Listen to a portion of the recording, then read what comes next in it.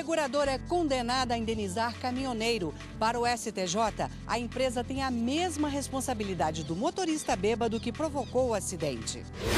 TST limita pagamento de 7ª e 8ª horas de trabalho de gerentes de banco.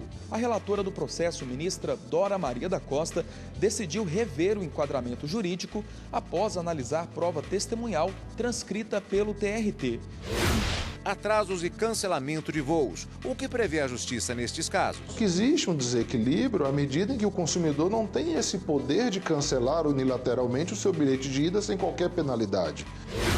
Perfis falsos na internet, quando a popularidade na rede vira cilada. O publicitário virou alvo de perfis falsos. Usaram as imagens dele em um site de relacionamento e o falsário tinha extorquido uma mulher.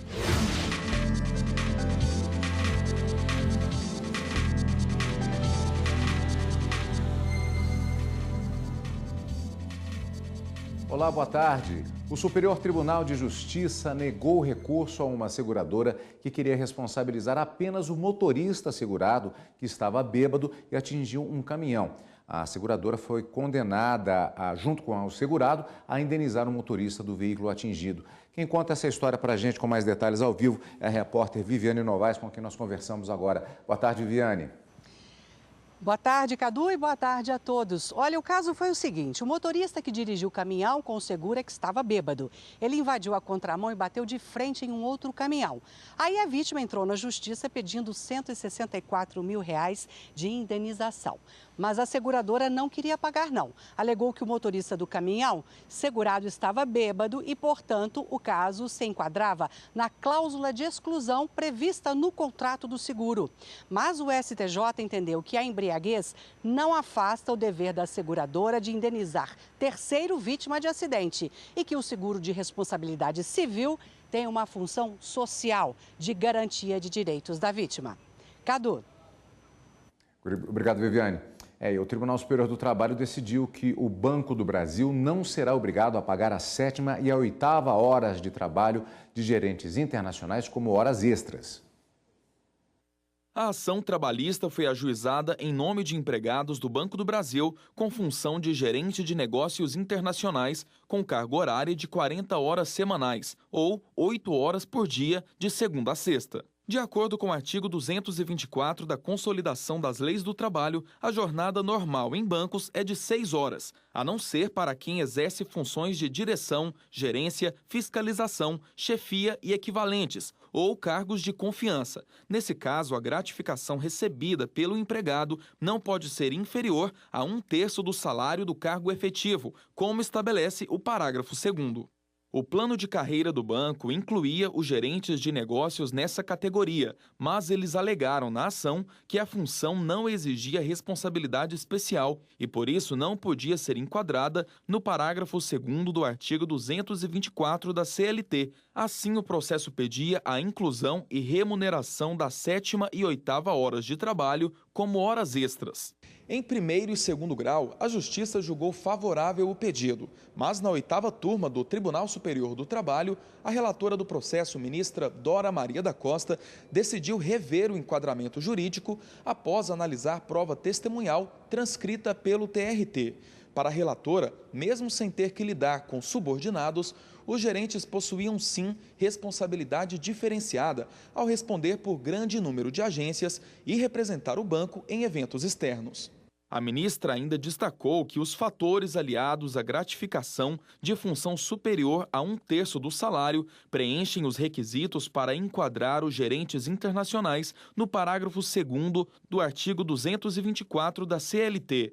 Por unanimidade, a 8ª turma excluiu da condenação o pagamento das 7ª e 8ª horas como extras. O sindicato apresentou embargos de declaração, mas ainda não foram julgados.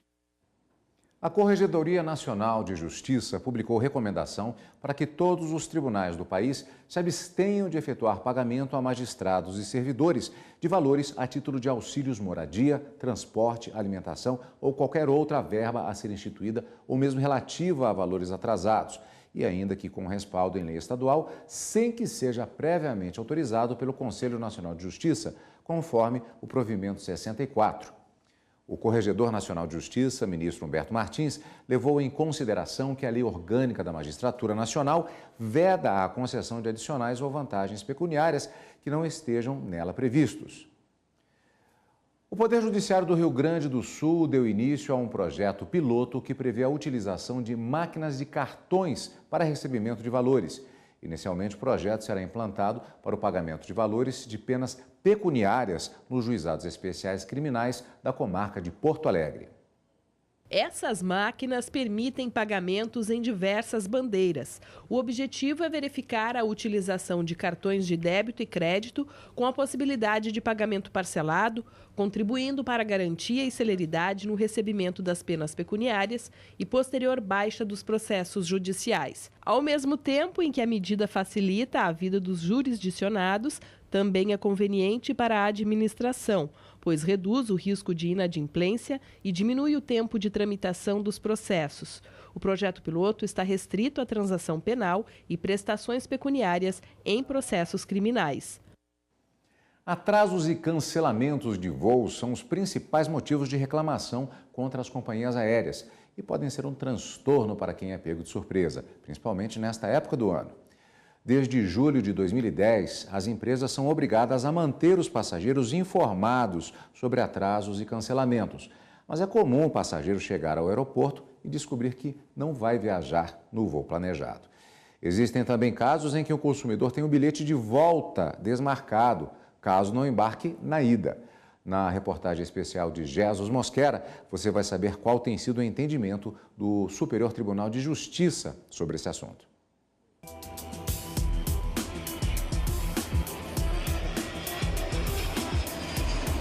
As passagens de ida e volta já estavam compradas quando Amanda decidiu antecipar em 5 dias o embarque. Trocar a data ficaria mais caro do que um novo bilhete de ida. Então ela assumiu o prejuízo e comprou mais um bilhete de embarque para o Rio de Janeiro, na expectativa de que o voo de volta da primeira compra seria mantido. Após as férias, Amanda foi ao aeroporto do Rio sozinha, com toda a bagagem, para retornar a Brasília. Na hora do check-in, descobriu que não tinha mais a passagem de volta.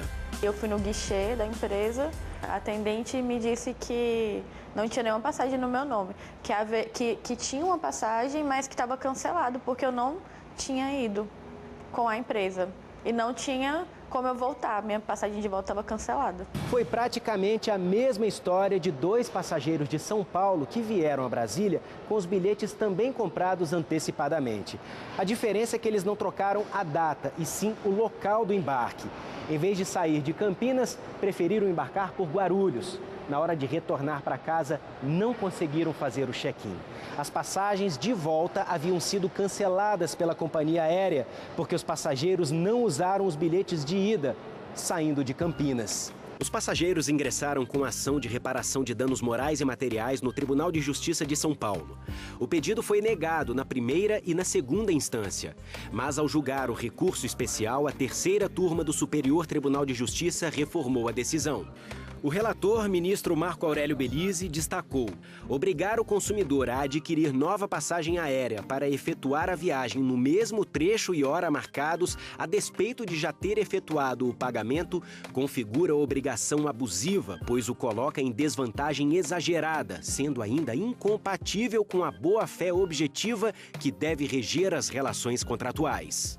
Este advogado explica que o direito do passageiro está previsto no artigo 51 do Código de Defesa do Consumidor. Toda cláusula que coloca o consumidor em excessiva desvantagem em relação à empresa. No caso, a empresa ela se deu o direito, entre aspas, de cancelar o bilhete de volta sob o argumento de que não poderia ir, né? Que como ele não foi, não poderia voltar.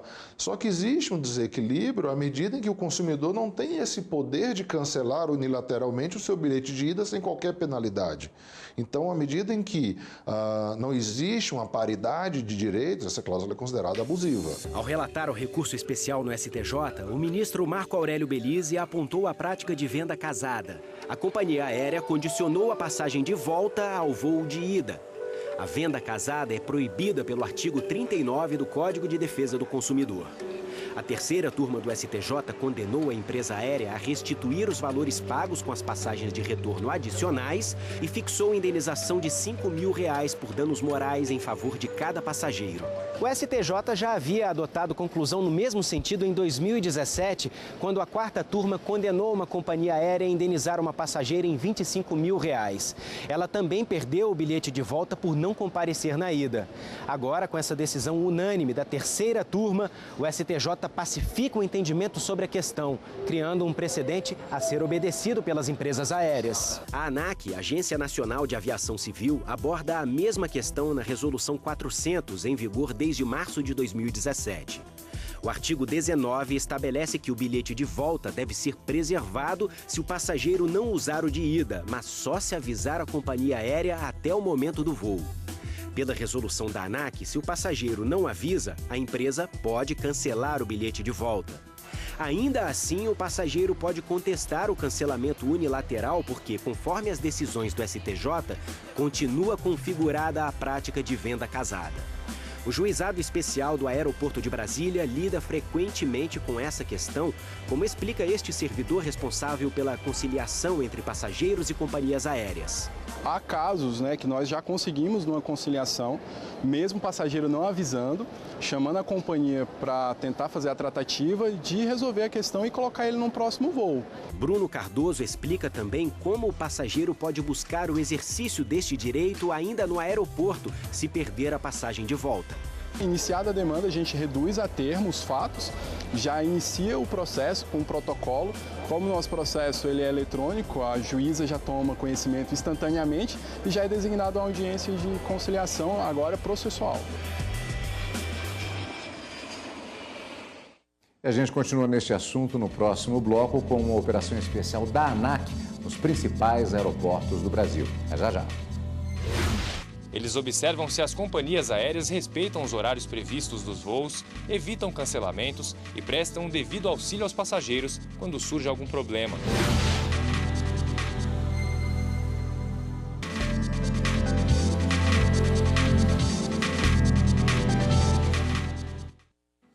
A Agência Nacional de Aviação Civil, ANAC, faz operação especial nos principais aeroportos do país.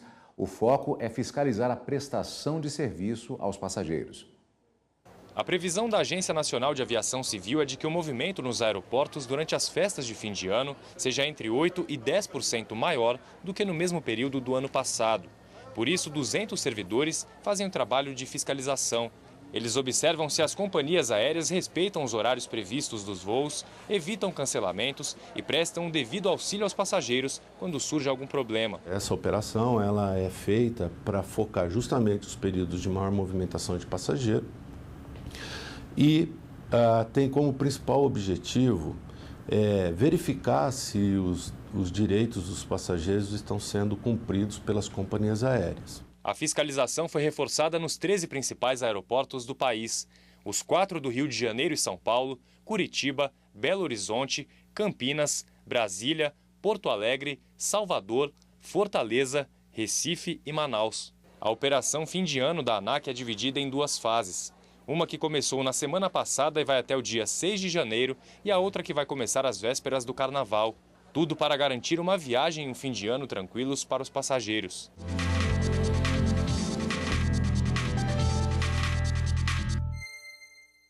Para fazer reclamações, os passageiros podem acessar o site da ANAC, que é, anote aí, anac.gov.br, no portal do consumidor, consumidor.gov.br, também é outra opção. E para falar mais sobre este assunto, a gente conversa aqui no estúdio com o advogado Eduardo Braz de Queiroz. Muito boa tarde, gente, mais nada, agradeço a sua presença aqui nos nossos estúdios. Doutor, aí aquela situação, nós temos essa possibilidade de reclamação até no portal do consumidor e também no site da ANAC. Mas como nós vimos na reportagem do primeiro bloco, aquela situação, o passageiro chega, particularmente nessa época do ano, que há muitas emoções envolvidas, digamos assim, e ele está naquela situação, ele quer voltar para casa e dar com essa situação. A tendência é o passageiro sair, remarcar a passagem, gastar dinheiro. O que é que ele deve fazer para garantir o direito dele? Bem, primeiramente ele deve recorrer a um advogado competente para auxiliá-lo nisso, né? Segundo ponto, hoje os aeroportos possuem juizado especial. Então, vai ao juizado especial e juiza uma reclamação sobre o ocorrido. Porém, a gente orienta, conforme a resolução da ANAC número 400, que se o atraso for superior a 1 hora, busque a empresa tem que te fornecer ligações e alimentação. Passou de 2 horas, já tem que dar todo o suporte para descanso e etc. 4 horas em diante, ele tem direito ao pernoite, outra passagem, e tudo isso tem que ser feito dentro desse prazo. Não foi feito, o que a gente orienta? Guardar a nota fiscal de todos os gastos, gasto com alimentação extra, gasto com aplicativos de locomoção, táxi, etc. Com todo munido desse material, posteriormente ajuizar uma ação e pedir a reparação de danos de tudo isso. Normalmente as companhias têm funcionários que estão preparados para essas situações, mas às vezes, já vi acontecer inclusive, o passageiro lida com um funcionário que não está ciente disso e diz, não, a gente não tem obrigação de nada. Pede-se para falar com outra pessoa, o chefe da pessoa, para tentar garantir o direito. Sim, sem dúvida. Peça para falar com o gerente, explique a situação, fale o número da resolução da ANAC e melhor. Tendo essa operação da ANAC, mais de 200 funcionários estarão lá, entre todos os outros aeroportos, né, em escala de plantão, tanto agora na época de Natal quanto após, na época de férias. Esses funcionários estão bem preparados para isso. Chame ele, peça para que ele te auxilie, né, e que ele leve você até, de fato, a pessoa que tem que te auxiliar. Agora, essa operação que nós vimos na reportagem agora há pouco, de fiscalização da ANAC, normalmente ela é mais voltada para questões de atrasos, particularmente nesse período de muita movimentação. Não necessariamente eles podem perceber algum movimento nesse sentido que acaba violando os direitos dos passageiros. Sim, sem dúvida. A operação é muito importante, ela é muito válida e com certeza vai resguardar o direito do consumidor.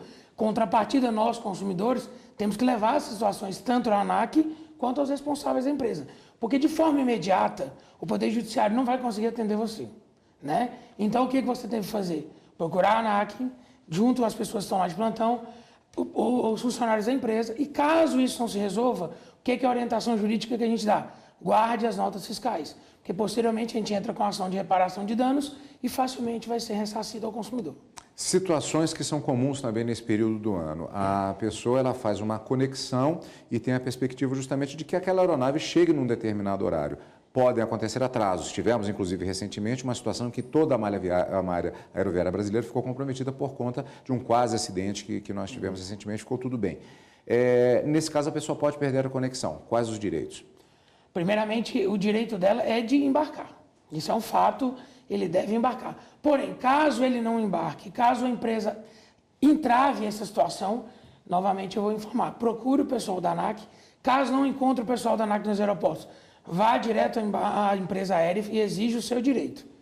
Ele vai ter 1 hora, a partir de 1 hora de atraso, ele já tem direito à alimentação e ligações. 2 horas em diante, alimentação, ligações e todo um respaldo. Atrasou 4 horas, sem nenhum tipo de informação, vá ao balcão e solicite, eu quero pernoitar aqui, eu preciso de um hotel. Se nada disso for resguardado, guarde as notas fiscais de tudo que você gastou e facilmente você vai ao juizado especial com ou sem advogado, a gente orienta com o advogado para ter o seu direito adquirido de forma mais célere, né? E aí, ao final, você vai ter esse dano reparado. Eu gostaria de reforçar um ponto específico da reportagem anterior, que é justamente essa questão da eventual viagem do passageiro por um outro meio ou em outro embarque, qualquer situação que faça com que não haja aquela situação prevista da primeira passagem, do primeiro bilhete. Como é que fica, eu queria insistir nisso, a obrigatoriedade ou não de informar a companhia aérea para garantir o bilhete de retorno? Sim. Conforme até o colega já disse ali na reportagem, o artigo 51 do Código de Defesa do Consumidor é bem claro, né? Ele tem o direito de retornar e pegar a sua passagem aérea novamente ao seu destino. Ele tem o direito garantido por lei de retornar. E isso não pode ser negado pela empresa aérea. Ele não pode chegar a assim, não, mas o senhor veio de ônibus, de carro, qualquer coisa que seja. De forma alguma. Ele tem o direito de embarcar, tanto na volta quanto na sua conexão. Sem sombra de dúvida, ele tem esse direito. E caso a empresa não mantenha esse direito, nós devemos que, digamos que você entre com a ação e faça valer esse direito. Doutor, muito obrigado pelas suas informações, desejando um Feliz Natal e um excelente Ano Novo. Muito obrigado para o senhor, para a sua família e todos. E boa viagem para exatamente quem estiver justamente na expectativa de encarar os aeroportos nos próximos dias. E no próximo bloco, criar perfis falsos na internet é crime. Se denunciado, quem cria um perfil falso na internet pode ser facilmente identificado pela polícia. E na justiça é responsabilizado civil e penalmente.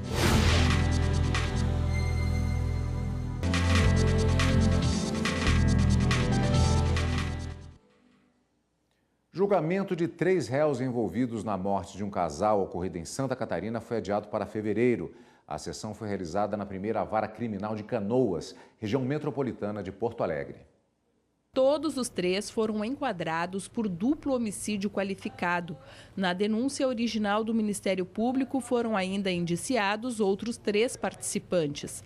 Vladimir Luciano de Jesus Israel Zeferino, considerado o principal articulador do crime, mas que morreu no decorrer da instrução do processo.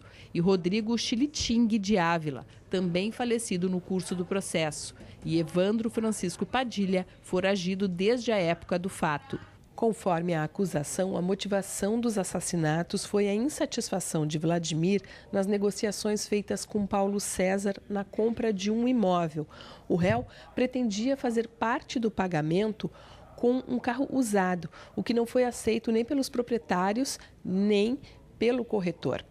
Vladimir pediu então ao corretor que viesse a São Leopoldo para dar andamento ao contrato e que aqui faria o pagamento em dinheiro. Paulo César veio ao Rio Grande do Sul acompanhado da esposa. Os 2 acabaram mortos. Segundo a acusação, os laudos periciais que nós temos relativos à morte das vítimas, as certidões de óbito, referem que a morte das vítimas aconteceu por carbonização. Então foi por meio de fogo, né, em tese. De acordo com a investigação, o contato de Vladimir com o corretor começou em maio de 2015, quando, acompanhado da amante, foi à cidade catarinense se dizendo interessado em um imóvel que estava à venda por R$80 mil. O suspeito teria pago um adiantamento de R$2 mil e depois oferecido um veículo como entrada. Mas as condições não foram aceitas pelos proprietários. Depois de meses de negociação via celular, ele aceitou pagar R$20 mil de entrada, com o restante do valor dividido em 2 parcelas. Paulo, então, foi atraído à cidade de São Leopoldo, onde em um cartório seria assinado o contrato e transferido o dinheiro. Do processo é que eles teriam vindo para fazer uma negociação imobiliária aqui na Grande Porto Alegre e teriam sofrido violência num outro município. A princípio, o que se apresenta é que teria se considerado que eles teriam falecido em razão da violência. Segundo alguns relatos no processo, teria sido mediante esganadura ou estrangulamento, tem relatos nesse sentido. Eles teriam sido colocados no carro do próprio casal e trazidos aqui para Canoas. E aqui o carro teria sido incendiado. E conforme o relato da perícia, a morte aconteceu por carbonização, então a princípio foi no momento do incêndio do carro, por isso que fixa a competência, que é em razão do local da morte, como sendo Canoas, porque foi o local onde o carro foi incendiado. Depois de 13 horas de julgamento, um dos jurados se sentiu mal e o júri precisou ser cancelado, sendo remarcado para o dia 26 de fevereiro de 2019. Crimes digitais. Criar perfis falsos é um deles. E em tempos de internet, todo cuidado é pouco. Veja o que diz a lei.